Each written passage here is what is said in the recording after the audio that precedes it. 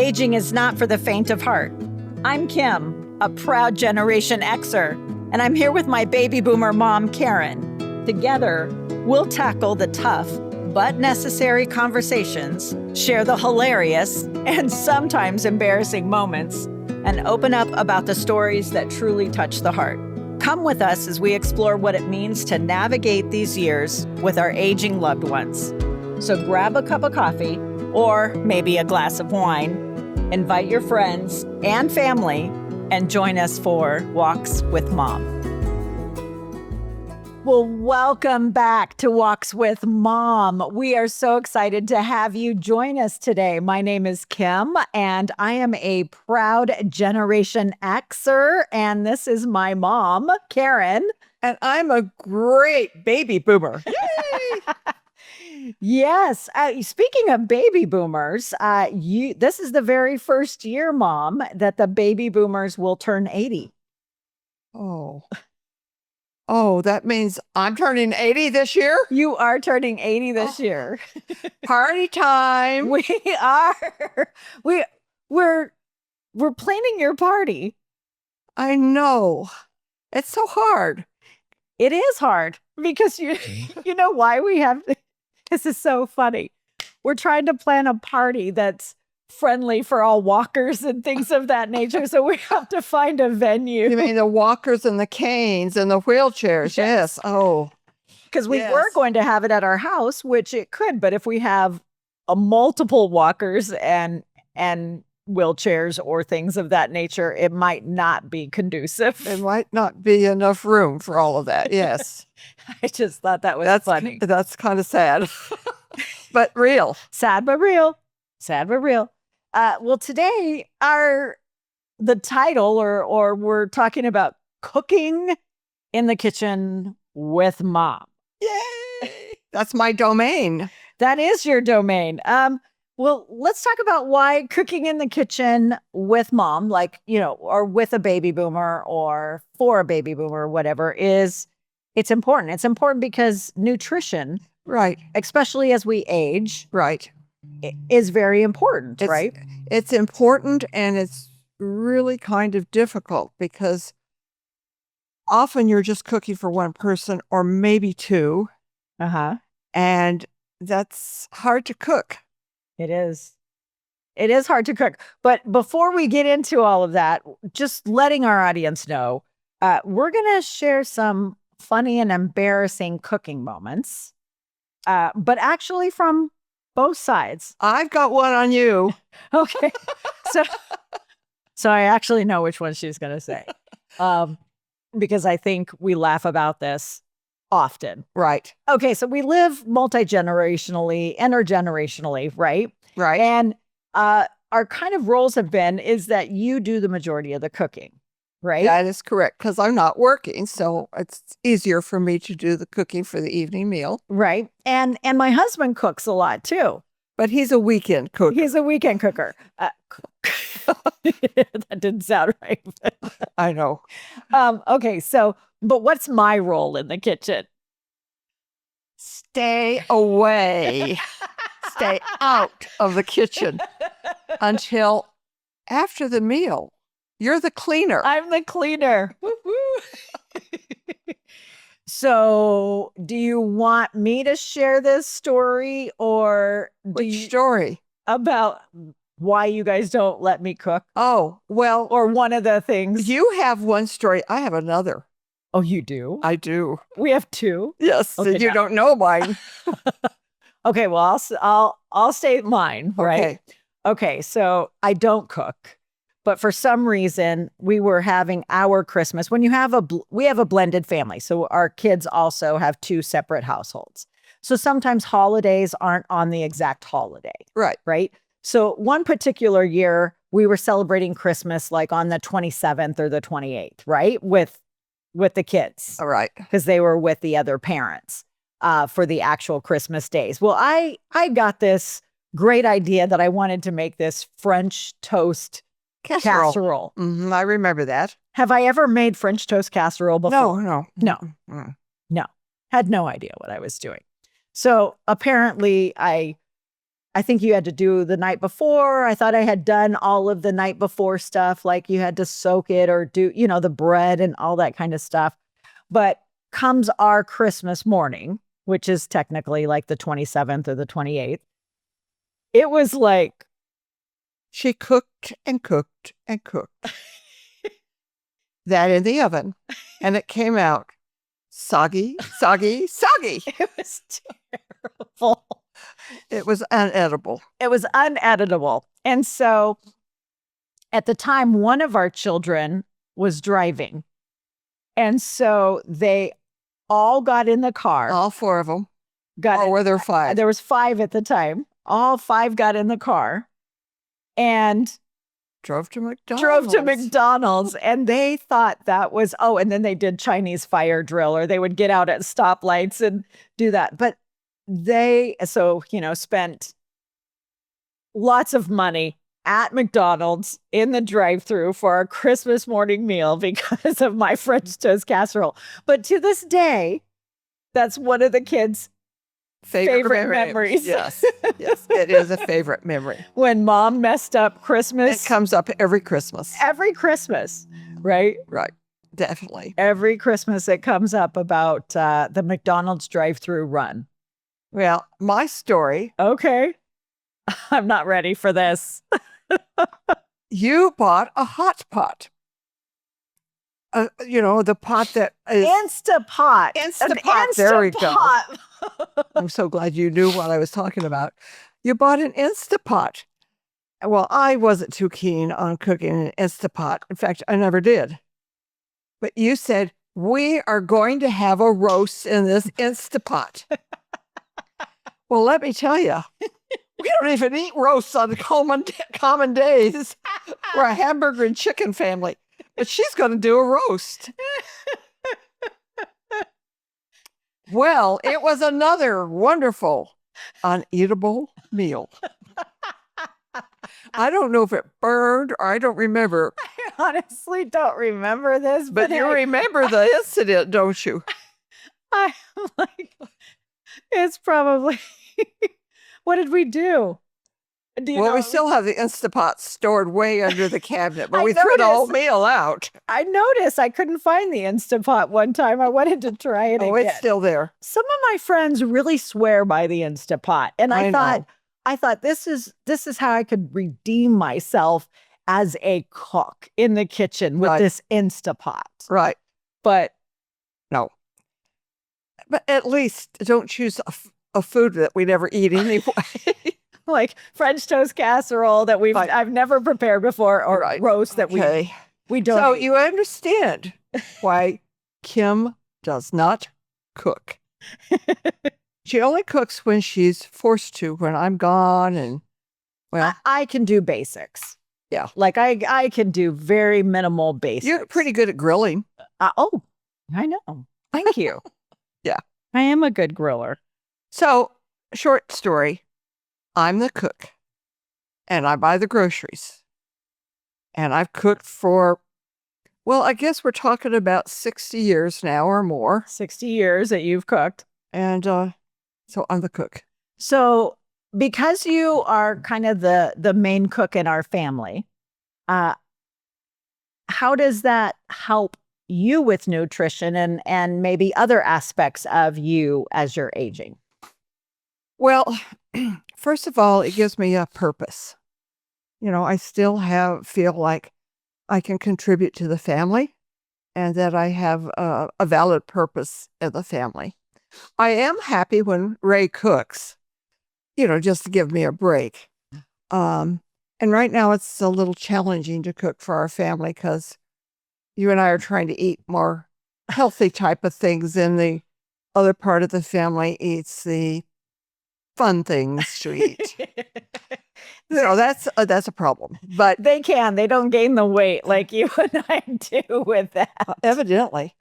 But I think that because I am cooking, I'm really more in touch with what's needed for good nutrition, to keep my weight down, to try to be as healthy as possible, as long as possible. Mm-hmm. And so I'm it's a little bit easier because I'm cooking for more than just myself.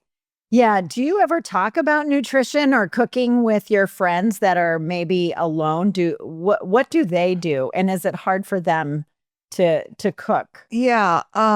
or have good Even when there's nutrition? just a couple, it's hard to cook, but it's definitely harder if you're single, whether you're a man or a woman, even a woman that's been cooking for years. You're tired of it. I think you'd be tired. well, your recipes are for like a family of 4 or 8, So, and if you cook something, you're going to have to either freeze it or eat it over and over and over for a week. That's so fun. So, I don't think you eat as good. You're more prone to easy things, quick things. Yeah. Sandwiches, peanut butter sandwiches. I think the men really rely on that peanut butter sandwich. I remember Ken, which is my stepdad, who's passed away. He liked those peanut butter and jelly sandwiches. That's because that's the one thing he could. He could make his own. Well, that's like cooking, but So you know what? We've said I'm in the senior care, industry, and I do find that nutrition is one of the main things that our aging loved ones lack. And there's a variety of reasons. I think it's because it's not fun cooking for one, right? Yeah. It's sometimes we have some ailments or maybe some diseases that impact us standing up for long periods of time. Very much so. You and I have talked about, sometimes your hands, you don't have that dexterity anymore. So doing a lot of cutting or things of that nature. Opening things are really difficult. Yeah. And so we're finding, when I'm kind of dealing with those seniors, nutrition is one of the things that is lacking. But I also think that what I love about you living with us, and we'll talk about some things that, later on in episodes of things I don't like about you living with us. we might get to some of them in this episode. Yeah. Who knows? Oh, no, I'm going to tell on you with the cooking. You just wait. Well, I have one more thing. Wait, I was still on my thought. Oh, okay. Well, I have more stories with nutrition.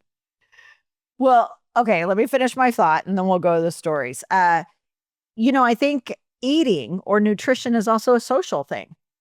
I think we eat more when we are around people, right? And we're having communication or we're laughing at the table or, at least there's somebody else. So I have found that people are more prone to eat when it's in a community or it's with, or with someone else. Right. Yes. No, that's a very, very valid thought. And sometimes you just don't get hungry. And so you don't eat or you don't eat the right things. And when you get hungry, you grab something that is not nutritious. So, and that's not going to keep you, healthy for as long as possible. Okay. Yeah. So I cut you off, but I'll circle back. I was just thinking you're going to tell on me again? No. Oh. No, but there's some more stories. I have 2 stories I want to share. Okay. So because we don't like to cook, and we're from a generation that's used to eating leftovers. We want to not waste anything. So we eat leftovers. Well, my mother, as she was aging, was of that, you don't waste anything. You eat those leftovers. But the problem with my mother that we kind of stumbled on when you guys were caregiving, when we were caregiving, or overseeing and doing all that for her generation, is that she would have a lot of stomach problems and be sick at her stomach a lot. And as we watched what was happening, or someday we discovered she was eating leftovers in the refrigerator that should not have been eaten. What? They should have been thrown out. So we had to start monitoring that and make sure the leftovers were dispersed in a timely manner. And she did have caregivers part-time. So we kind of clued them in, and they would have to do it behind her back. Because if she saw them throwing that stuff out, she said, no, that's good stuff. But my mother couldn't smell. Oh. She lost her smell. And so she couldn't smell that it was not good. No way. And, well, and then she was from, she grew up in the generation. I'm not the generation. She grew up in the Depression. Yeah. Right. So, that had a lot of impact on her. So then plus, but I'm still of that generation that we eat leftovers. Yeah. We will throw it away and we won't have it too long. We look at the expired dates. My husband and I throw away things behind your back too, right? I throw things away behind your back too. I actually, sometimes when I'm throwing things away that have been around the house that Ray has bought, like sweet stuff or bread, I make sure they're hidden in the trash. Well, he's going to know that now. Do you hide the stuff that you throw away? No, I'm like, if you get offended, you can go dig it out of the trash box. Okay. By the way, so if you've heard the name Ray, so that is my husband, Ray. So, okay. Any other stories before? I have one story that's a little scary. Okay. So I have this little 94-year-old lady who still lives by herself. Okay. From your church. From my church. And that's why you visit her. So let's give like a frame of reference. And I take her home from church events because she doesn't drive. Thank goodness. And yesterday, as a matter of fact, she was saying that she went to her pantry and before her husband died, which was several years ago, she had bought these cans of chicken. Oh, no. And she didn't want them to expire. Oh, no. And so she made a whole bunch of enchiladas from these cans of chicken. She froze them. And then she made some chicken salad from some more cans. She said they expired in 2026. I'm just praying that she read that date correctly. Because, so we have to go through our pantry as well and look at those expired things. Yeah. And that's interesting, again, going back to your mother, my grandmother, that she was having all those GI issues, the stomach issues. And oh, by the way, they went away when we started monitoring the leftovers. The leftovers. They did go away. The moldy bacteria grown. Oh my. Okay. Well, good story. Well, let's flip it around a little bit. Oh no. So now we're going to get I don't want to get totally serious, but reality is you're aging. I'm aging. I guess we can't always say you're aging because we're all aging, right? In the last couple of months, I've noticed some things about your cooking. Have you noticed or no? Okay, lay it on me. So I, like burners are left on a little bit, or you walked away. You were making a chocolate pie. I was making the chocolate filling and over the stove, and you decided to walk away. Well, the burner was too high was the problem there. So you walk away when the burner was too high? Well, I didn't know it was too high, but... So you walk away. And it burned. And I really tried hard to salvage it. And you worked so hard to save that chocolate pie. You went all the way through. You tried to put it in another pan, the chocolate in another pan. And that other pan was pretty scorched. Like it took many days to clean that pan. I'm going to blame it on the stove. That we've had for over a year. I know. I'm going to blame it on the stove anyway. Okay. And then I've seen, just a couple of things like they get boiled over right on the stove because I'm the one that's cleaning afterwards. Oh, yeah. And so like if there's rice or something, you know, Like that it the just potatoes. wasn't potatoes or, you know, Yeah. it just kind of boils over. Are you finding that it's a little bit more challenging to multitask in the kitchen Well, I don't know that I thought about it until you mentioned this. But yes, I think it's a little harder for me to multitask. And, you know, here again, if I'm fixing two separate meals, there's a lot of multitasking. Yeah. Yeah. And we're talking about maybe changing that a little bit. But, you know, I try to plan meals that I can make for both For everybody, types of for everybody to eaters. be happy in the to family. be And I do happy. appreciate that. And so it does create a lot of multitasking. So yeah. And I noticed that like during the holidays when there was a lot of like many different things going on in the kitchen. Actually, a lot of times, I don't know if you notice, I would say, thanks for your help, Kim, but bye. Yeah. Because it was just kind of easier for me to think of what needed to be done and get it done. Although help is good. Although I have to tell a story. Another one. Well, it's just a general observation. You know, I say, why don't you make the guacamole? And she gets out everything and then she's distracted by something else. And I end up making the guacamole. Okay, so I can't multitask in the kitchen, but we've already identified that that's not my area. It really, I do. You know, the thing is, by pointing it out, I've had to think about it a little bit and recognize that there are some issues that I need to pay more attention to, like walking away from the stove or something and like that. Maybe turning the burner down even further. That on our stove, medium is not far enough down. You got to turn it even further down. Low. Yeah.